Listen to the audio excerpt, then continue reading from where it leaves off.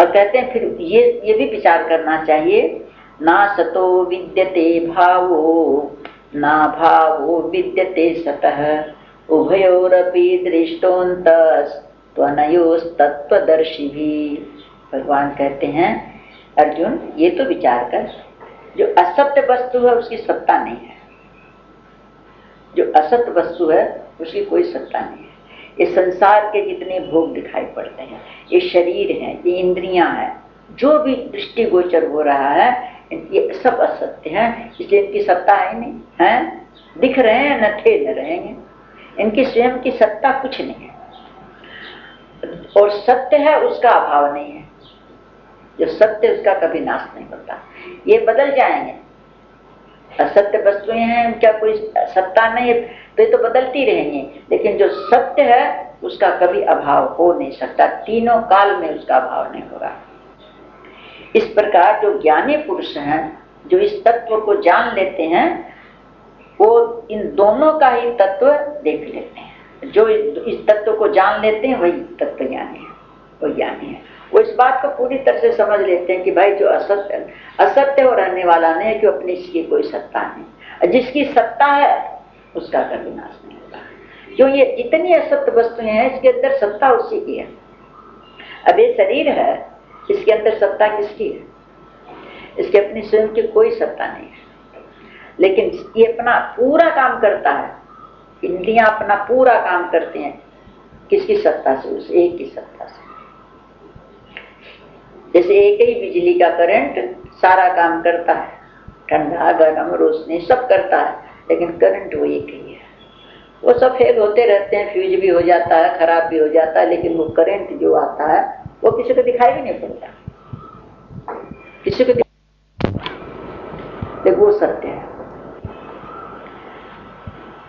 तो जो तत्वज्ञानी पुरुष हैं उनके द्वारा ये खाली समझने की बात वो देखते हैं, अनुभव कर लेते हैं, उनको दिखता है, तत्वज्ञानी को पूर्ण रूप से समझ में आ जाता है, अनुभव करते हैं इस चीज का।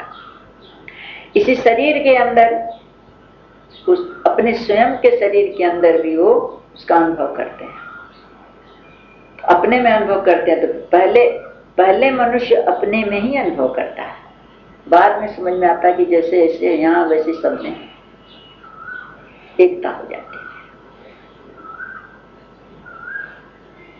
अविनाशी तु तद्विद्धि येन सर्वमिदं ततं विनाशम अव्ययस्यास्य न कश्चित् कर्तुमर्हति। कहते हैं इस न्याय के अनुसार, ये इस न्याय के अनुसार कि सत्य का तो अभाव नहीं और असत का अस्तित्व नहीं, इसमें जो जिसका अभाव नहीं है, जिसका नाश नहीं है, वो नाश रहित तो उसको जान, नाश रहित तो तू उसको जान ले कि संपूर्ण जगत जितना दृश्य वर्ग है, जितना दिखलाई पड़ता है आंखों से नहीं मन से। रामायण में चौपाई है, गो गोचर जहां लगी मन जाई सो सब माया जाने हो भाई।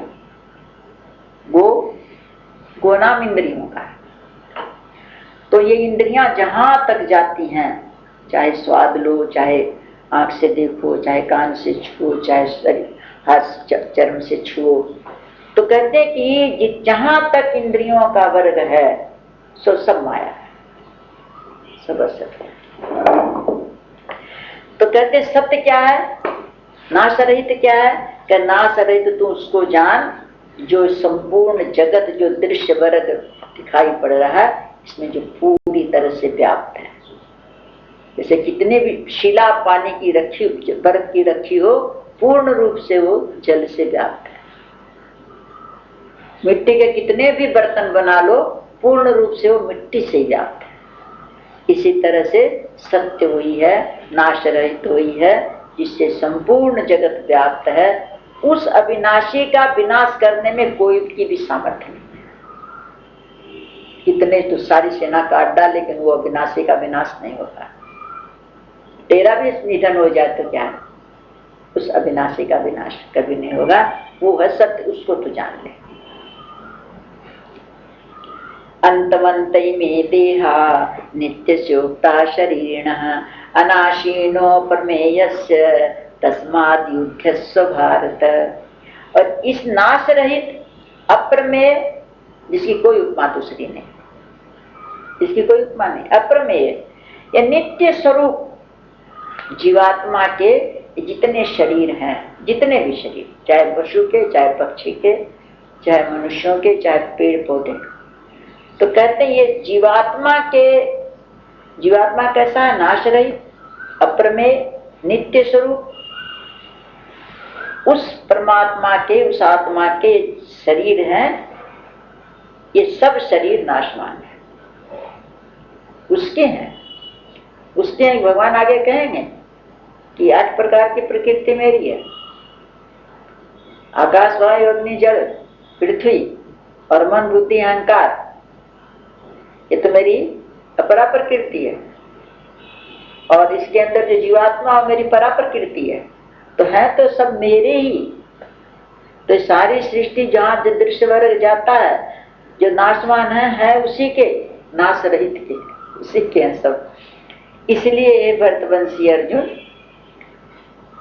तू युद्ध कर, तू खड़ा हो जा, तो ये चिंता मत कर ये नाश हो जाएंगे, ये हो जाएगा, ये नाश हो जाएंगे, लेकिन वो अविनाशी कभी नाश नहीं होगा, ये उसी के है, खेल है सब।